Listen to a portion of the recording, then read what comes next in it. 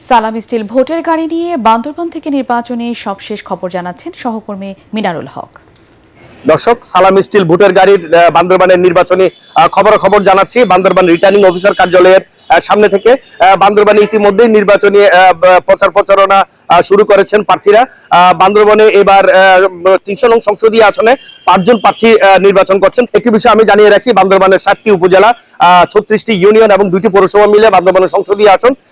এই বান্দরবান পার্বত্য জেলা মূলত যেখানে দুর্গম মায়ানমার বেষ্টিত যে কেন্দ্রগুলো রয়েছে, এবার কেন্দ্র বাড়িয়ে ১৮৬টি কেন্দ্র করা হয়েছে এবং এইরকম ৭টি কেন্দ্রের মধ্যে হেলি সাপোর্ট রয়েছে, যেখানে হেলিকপ্টারের মাধ্যমে নির্বাচনী সরঞ্জাম নিয়ে যাওয়া হবে।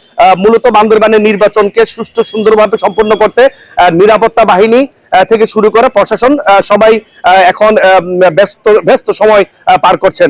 এটি ছিল বান্দরবানের নির্বাচনের সর্বশেষ খবরাখবর।